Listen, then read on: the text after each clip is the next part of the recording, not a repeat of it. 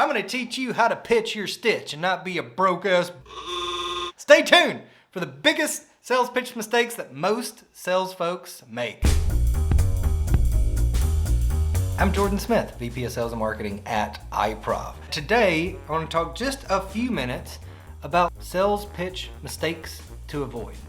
Stick around to the very end because I've got one specific tip that surprisingly so many folks miss out on. Very first mistake that most people make whenever they do a sales pitch is all about me, right?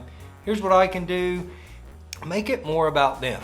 So number one thing whenever you're starting in on a sales pitch is make it personal. Make it about them a little bit. Try to talk about some pains or some solutions that you might be able to bring them in the pitch. Number two, mistake that a lot of people make. A lot of people avoid pricing or pricing structure because they're scared to death that as soon as they give a number, that individual is going to know everything that they need to know and they're going to bounce.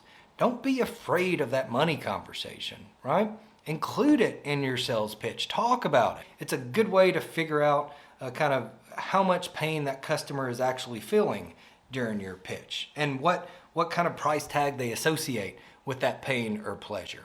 So number two mistake to avoid is don't avoid pricing. Get it out there. Talk to them about pricing.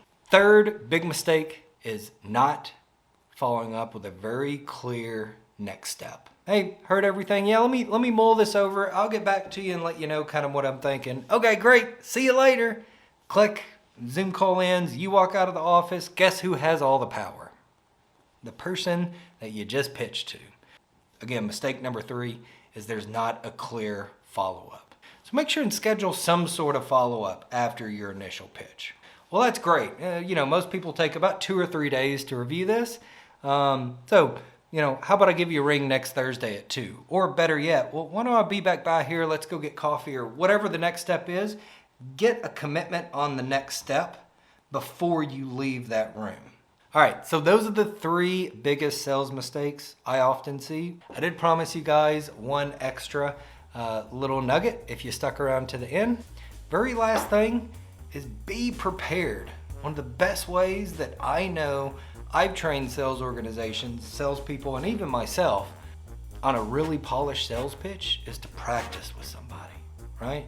Spouse, boyfriend, girlfriend, partner, hopefully somebody in the organization if there's other sales folks, especially a sales manager. So the last little nugget and the one that's probably the most impactful out of all of these is practice, practice, practice. You win the game in practice, not during the game. Once you get in front of that person and you start pitching, that's the game. All right, that's it. Please follow for more content like this. And until next time, Jordan Smith, I am. Peace, peeps. That ended really weird. Never said that before. We gotta keep it in. That's all right. Keep that one in there. Leave us comments. I like running through the comments a little bit. Even the ones that call me young Santa or any of that stuff. Those are fine too. They don't hurt my feelings at all.